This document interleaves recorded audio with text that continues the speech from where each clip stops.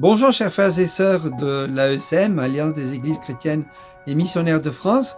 C'est avec plaisir et une joie dans mon cœur que je m'adresse à vous pour vous souhaiter tout d'abord un joyeux Noël, tant dans les églises qu'en famille, que le Seigneur garde nos cœurs et nos pensées en lui durant cette période encore bousculée, chaotique, mais que nos yeux soient fixés sur lui.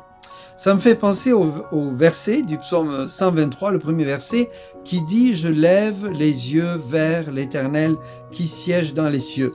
C'est une période où nous avons besoin tous et chacun, notamment, de continuer à regarder au Seigneur, de lever nos yeux de cette terre en souffrance, en douleur et chaotique qui cherche un peu sa voie vers Dieu qui est la solution à tous les problèmes. Quel dommage que nos politiciens, en tout cas dans notre pays, ne prient pas, ne communiquent pas, que nous devons prier pour demander à Dieu des solutions face à cette situation Covid qui amène beaucoup de crises et parfois des difficultés économiques même dans les foyers et amène la pauvreté.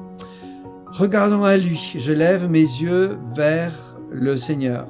Le psaume 120 dit « D'où me viendra le secours ?» Je lève les yeux vers le Seigneur. Ici, dans le psaume 123, verset 1, « Je lève mes yeux vers toi qui sièges dans les cieux. » C'est bon de se souvenir en ces temps difficiles que Dieu règne. Peut-être certains se demandent « Où est Dieu? Que fait Dieu? Est-il au contrôle de cette situation? Est-il toujours au contrôle même de ma vie ?» Peut-être on pourrait se poser la question.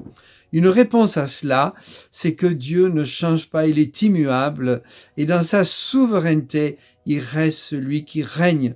Je lève mes yeux vers toi qui siège dans les cieux. Une première réponse dans nos cœurs et nos vies, c'est de s'adresser à Dieu, de prier de tout notre cœur, mais de lever les yeux vers le Seigneur.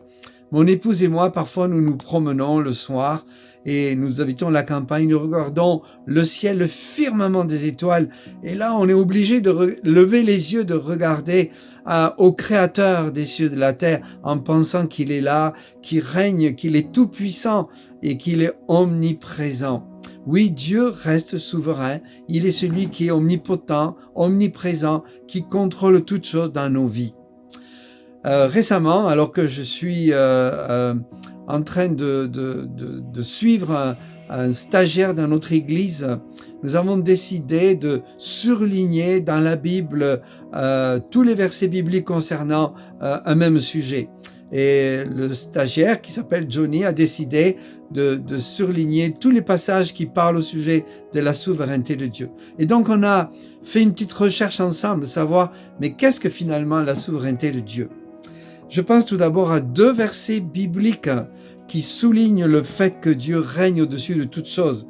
Dans le psaume 11, verset 4, il est écrit « L'Éternel est dans son saint temple, l'Éternel a son trône dans les cieux, ses yeux regardent et ses paupières sondent les fils de l'homme. » Et en Ésaïe 57, verset 15, nous lisons « Car ainsi parle le Très-Haut, dont la demeure est éternelle et dont le nom est saint. » J'habite dans les lieux élevés, dans la sainteté, mais je suis avec l'homme contrit et humilié, afin de ranimer les esprits humiliés, afin de ranimer les cœurs contrits.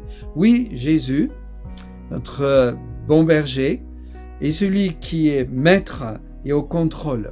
Alors, je vous donne un petit peu une définition de la souveraineté qui pourrait nous aider à garder nos yeux fixés sur Dieu et sa puissance. La souveraineté, c'est l'autorité suprême. En ce sens, on peut dire que Dieu est souverain car il a toute autorité sur l'homme et l'univers. Le monde est dans ses mains, c'est même ce que nous chantons. Oui, Dieu est souverain parce qu'il est tout puissant, il est aussi omniprésent et omniscient et rien de ce qui nous arrive, de ce qui vous arrive, ne lui échappe. Alors oui, le Seigneur est contemplé comme celui qui règne dans les cieux, d'où il administre les affaires de l'univers, exécute ses jugements, écoute la prière. Nous pouvons nous adresser à ce Dieu tout-puissant, El Shaddai. Il est au-dessus de tout et il règne. Notre Dieu est souverain, rien ne lui échappe. Il connaît toutes choses, la situation de tous et chacun. Il reste souverain quoi qu'il arrive. Souverain de l'univers, souverain sur les nations, souverain sur les personnes, souverain sur ma vie. Je vous souhaite en ce temps de Noël de garder les yeux fixés sur le Seigneur Jésus-Christ, notre Sauveur bien-aimé, qui est venu sur la terre avec tellement de grâce, d'humilité. Il est venu plein de grâce et de vérité et nous avons contemplé comme sa gloire, comme la gloire du Fils unique venu du Père. Réjouissons-nous dans le Seigneur, profitons de ces bons moments pour garder les yeux fixés vers lui, croyons en sa toute souveraineté dans nos cœurs, nos vies, nos pensées, mais aussi dans nos églises avec tous les besoins qui sont autour de nous.